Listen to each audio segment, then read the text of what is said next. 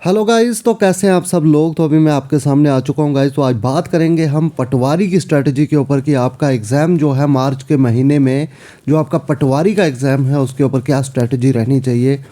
तो उसके ऊपर आज बात करेंगे, लेकिन उससे पहले अगर आप पटवारी की तैयारी कर रहे हैं तो हमारे चैनल को सब्सक्राइब कर लें, और उसके साथ साथ उससे भी ज़्यादा ज़रूरी है कि आप हमारे टेलीग्राम ग्रुप को ज्वाइन करें, जहां पर हम जो है पटवारी के लिए डेली एमसीक्यू प्रैक्टिस वगैरह जो है वो लाने वाले हैं, जो कि आपके लिए काफ़ी इंपॉर्टेंट रहने वाली है। और उसके साथ साथ आप मेरे साथ जो है डेली डिस्कशन भी वहाँ पे कर सकते हैं, डायरेक्ट मैसेज मुझे कर सकते हैं। उसके लिए आपको हमारे टेलीग्राम ग्रुप को ज्वाइन करना पड़ेगा, जिसका लिंक जो है मैं डिस्क्रिप्शन में डाल दूंगा, या फिर आप खुद भी जो है सर्च कर सकते हैं JKSSB स्पेशल। उसके ऊपर हमारा लोगो भी बना होगा, और उस टेलीग्राम ग्रुप को आप डेफिनेटली जो है वो ज्वाइन कर सकते हैं। तो चलिए गाइज़, अब करेंगे पटवारी की बात कि किस तरह से आप पटवारी का एग्ज़ाम जो है वो क्रैक कर सकते हैं। तो सबसे पहले मैं आपको कहूँगा कि पटवारी जो है एक अच्छी पोस्ट है। यहाँ पे आपको जो है जी जान लगा के मेहनत करनी चाहिए, क्योंकि आप पटवारी लग गए तो आपका कैरियर जो है वो सेट है एक हिसाब का। तो यहाँ पे अगर बात करें तो पटवारी का पेपर आपका दो पार्ट में होगा। पहला अगर बात करें तो फर्स्ट पार्ट की अगर बात करें तो ये 50 मार्क्स का है। यहाँ पे आपको रीडिंग सेक्शन और राइटिंग सेक्शन उर्दू की दोनों जो है वो चेक की जाएंगी आपकी।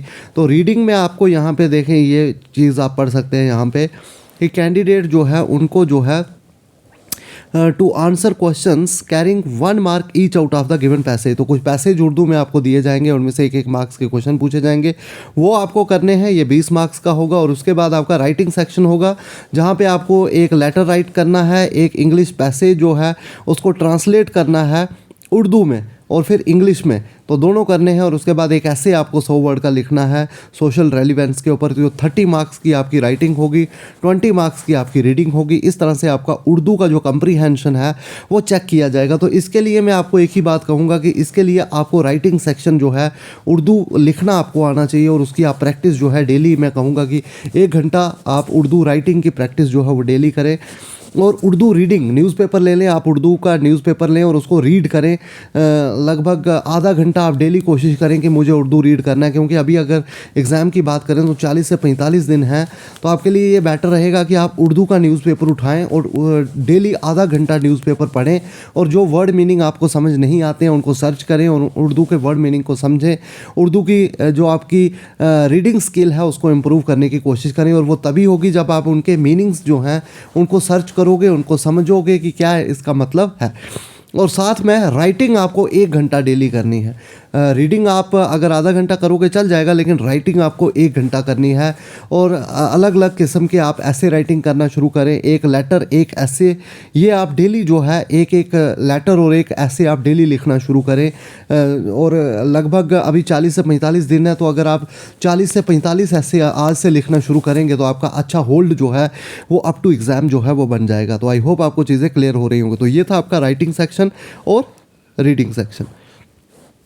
आगे चलेंगे, आगे जो आपका 120 मार्क्स का जो पेपर होगा ये आपको दिलाएगा सिलेक्शन। तो इसी में आपका मेरिट बनेगा। तो ये आपके लिए मोस्ट इंपॉर्टेंट रहने वाला है। इसमें अगर बात करें, सबसे पहले जनरल नॉलेज है।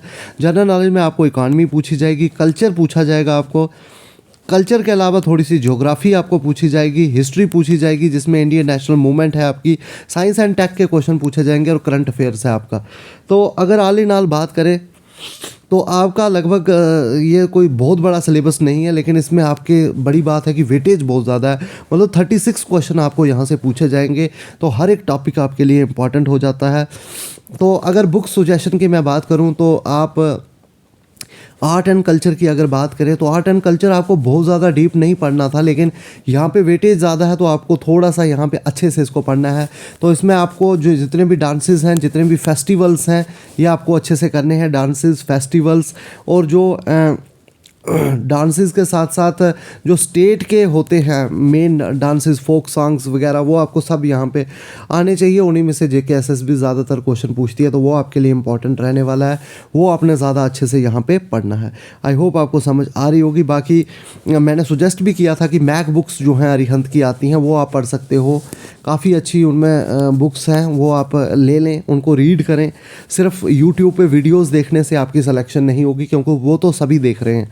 तो आपको कुछ एक्स्ट्रा करना है तो बुक्स, यूट्यूब पे वीडियोस देखना, मैं ये नहीं कह रहा कि बिल्कुल नहीं देखनी, कंसेप्ट क्लियर करने के लिए आप देखें, लेकिन अपनी वैल्यू एडिशन की है, उससे भी आपको अपने टॉप लेवल पे लेके जाना है अपने आप को। तो इसलिए मैं आपको सजेस्ट करूँगा कि बुक्स रीड करना जो है काफ़ी इंपॉर्टेंट जो है वो रह जाता है। तो आई होप आपको चीज़ें क्लियर हो रही होंगी। इस सेक्शन को आपने जो है डेली 1 से 2 घंटा आपने इस सेक्शन को डेली पढ़ना है। आगे बात करेंगे, नेक्स्ट आपकी सेक्शन है general knowledge with special reference to JNK UT. और गाइस देख लें आप, 24 मार्क्स की आपको जम्मू कश्मीर के जीके में से क्वेश्चन आने वाले हैं।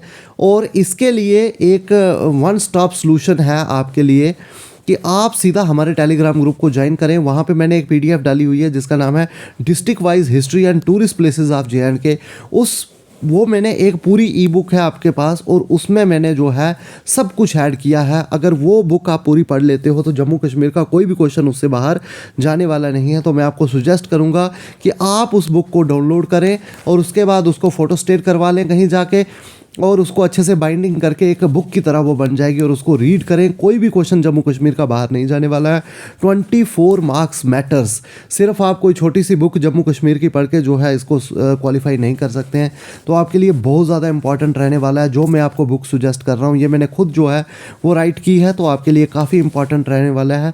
आप टेलीग्राम ग्रुप को डेफिनेटली ज्वाइन करें, जिसका लिंक मैं डिस्क्रिप्शन में डाल दूँगा, और वहाँ से आप उस बुक को डाउनलोड करें और उस बुक को रीड करें। डेली का आप आधा घंटा भी दोगे, आधा 15 से 20 मिनट में मैं कहता हूँ कि डेली का एक डिस्ट्रिक्ट आप कवर करो, और इस तरह से 20 के 20 डिस्ट्रिक्ट कवर हो जाएंगे। और उसके ऊपर मैंने जो है वीडियोस भी अपलोड की हैं अपने टेलीग्राम ग्रुप पे, आप प्लेलिस्ट में जाएं, वीडियोस भी आपको मिल जाएंगी। तो डेफिनेटली उनको आप देखें। और 24 मार्क्स बहुत बड़ा वेटेज है, इसके लिए मैंने आपको जो है डेफिनेटली बुक सुजेस्ट कर ली, और उसको ज़रूर पढ़ें। आपका जम्मू कश्मीर यहाँ पर बहुत ज़्यादा इंपॉर्टेंट वेटेज रख रहा है, तो इसलिए काफ़ी इंपॉर्टेंट रहने वाला है। नेक्स्ट है आपकी जर्नल इंग्लिश। 24 मार्क्स की जर्नल इंग्लिश, बहुत बड़ी वेटेज है यहाँ पे इंग्लिश को भी। तो इंग्लिश JK SSB कहीं ना कहीं थोड़ी सी डिफ़िकल्ट पूछ रहा है। तो आपको मैं एक चीज़ कहूँगा कि आप जो है इसकी ज़्यादा से ज़्यादा प्रैक्टिस करें। सिर्फ रूल्स पढ़ने से कुछ नहीं होगा, इसकी आपको प्रैक्टिस लगानी पड़ेगी। आप कहीं अगर आपको बैंकिंग के प्रीवियस ईयर पेपर मिल रहे हैं तो उनको लगाएं, वहाँ पे आपको प्रैक्टिस मिल जाएगी। या कोई आप मार्केट में जा सकते हो, वहाँ पे आप देखो कि कोई प्रैक्टिस जिसमें फिल इन द ब्लैंक्स वगैरह हो या MCQ वगैरह इंग्लिश के आपको मिले, वहाँ से आप ज़्यादा से ज़्यादा प्रैक्टिस करो। English is all about practice. एक बात मैं आपको बता दूँ कि इंग्लिश के रूल्स तो आपको पढ़ने हैं, लेकिन उसके बाद जैसे मैथ की प्रैक्टिस की जाती है, जैसे रीजनिंग की प्रैक्टिस की जाती है, इंग्लिश की भी उसी तरह से प्रैक्टिस की जाती है। और आप देख लेना पटवारी के एग्ज़ाम में ये वाली सेक्शन जो है सबसे ज़्यादा रोल प्ले करेगी। जो बच्चा इंग्लिश में मार्क्स, अभी जो पंचायत सेक्रेटरी का एग्ज़ाम हुआ उसमें इंग्लिश ने बहुत बड़ा रोल प्ले किया था। जिसकी इंग्लिश अच्छी हुई उसको सिलेक्शन मिल गई, और जिसकी इंग्लिश अच्छी नहीं हुई थी उसकी सिलेक्शन पंचायत सेक्रेटरी में नहीं हुई थी। तो यही पटवारी में भी मुझे ऐसा ही लग रहा है, क्योंकि 24 मार्क्स बहुत ज़्यादा होते हैं।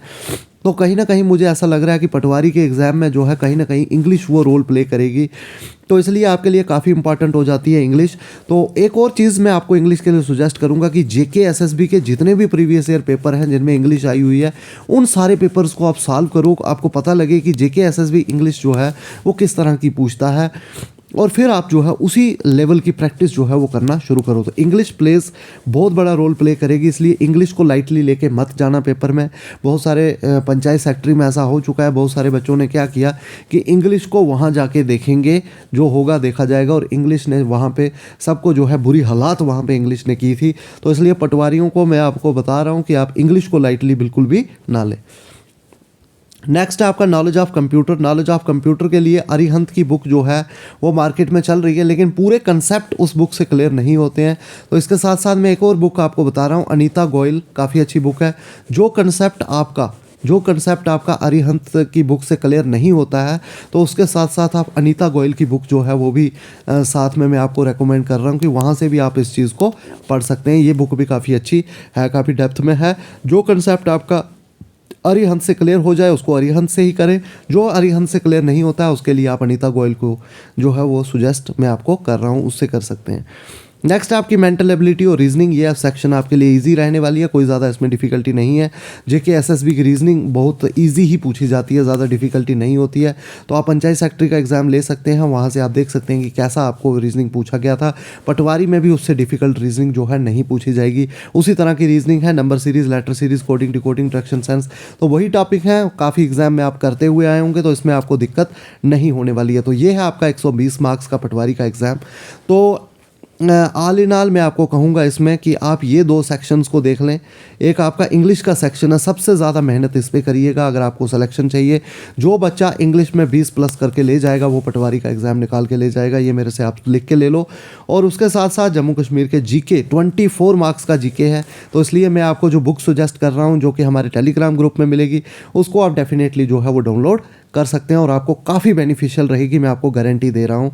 आप उसको रीड कीजिए और फिर मुझे बताइए कि आपको बेनिफिशियल रही है कि नहीं रही है। तो आई होप आपको समझ आई होगी। बाकी इसके बाद मैं आपको एक और बात बताऊँगा कि सिर्फ पढ़ाई करने से ही आपका एग्ज़ाम जो है वो क्लियर नहीं होता है। आप जितना भी पढ़ लो, शायद आपने ज़्यादा पढ़ा होगा लेकिन आपका एग्ज़ाम क्लियर नहीं होगा। उस दिन आपका पेपर एग्जीक्यूट करना जो है वो बड़ी बात है। उस दिन आपकी पेपर एग्जीक्यूशन जो है वो कितनी अच्छी है वो मैटर करेगी। तो पेपर एग्जीक्यूट आप अच्छे से कर पा रही हो ये मैटर करता है। पढ़ाई आप बहुत ज़्यादा कर रहे हो, उससे आपका एग्ज़ाम जो है वो क्वालिफाई नहीं होगा। क्वालिफाई एग्ज़ाम तब होगा जब आपकी पेपर एग्जीक्यूशन जो है वो अच्छे से होगी। और पेपर को एग्जीक्यूट करने की जो पावर है वो हमारे अंदर तब आती है जब हम ज़्यादा से ज़्यादा एमसीक्यू सॉल्व करें। तो एमसीक्यू सॉल्विंग पे फोकस करें और ये इसके लिए मैं आपको सुजेस्ट करूंगा कि आप ज़्यादा से ज़्यादा मॉक टेस्ट पटवारी के एग्ज़ाम के लिए लगाएं। लगभग 10 से 12 मॉक टेस्ट जब आप लगा के जाओगे तो आपके अंदर वो डर ख़त्म हो जाएगा कि क्वेश्चन नहीं आने का जो डर होता है पेपर में, वो कहीं ना कहीं आपको पीछे ले जाता है। तो इसलिए मैं कहूँगा कि आप ज़्यादा से ज़्यादा मॉक टेस्ट लगाएं जिसकी वजह से आपका जो वो डर है पेपर का वो ख़त्म हो जाए। तो आई होप आपको ये चीज़ें जो है समझ आई होंगी। तो बाकी एक और चीज़ मैं आपको बता दूं कि पेपर में आप जितना भी पढ़ के चले जाओ सारे क्वेश्चन आप पेपर में नहीं कर सकते हो। ये पेपर का ट्रेंड होता है कि 120 क्वेश्चन में से 70 से 80 क्वेश्चन इजी पूछे जाते हैं, 20 क्वेश्चन जो है वो मॉडरेट पूछे जाते हैं और 20 क्वेश्चन जो है वो हार्ड लेवल के पूछे जाते हैं। और वो हार्ड लेवल के क्वेश्चन जो है पेपर में कहीं ना कहीं आपको जो है वो कुछ क्वेश्चन आपके स्किप करने के लिए होते हैं और वहाँ पर आपको घबराना नहीं है कि अब मुझे पेपर नहीं आ रहा है। हो सकता है पेपर में पहले 5 क्वेश्चन ऐसे हों जो कि आपको उनका आंसर आता ही नहीं हो, तो फिर आप क्या करेंगे? उस वक्त आपके पसीने छूट जाते हैं या आप उसी कॉन्फिडेंस के साथ आगे बढ़ते हैं। तो जो उसी कॉन्फिडेंस के साथ आगे बढ़ेगा उसकी सिलेक्शन हो जाएगी और जिसके पसीने छूट जाते हैं वो वहाँ ही कॉन्फिडेंस लैक कर देता है और उसकी वो पेपर को फिर अच्छे तरीके से एग्जीक्यूट नहीं कर पाता है। तो आई होप आपको चीज़ें जो है वो क्लियर हुई होंगी। तो थैंक यू गाइस, मिलते हैं नेक्स्ट वीडियो के साथ।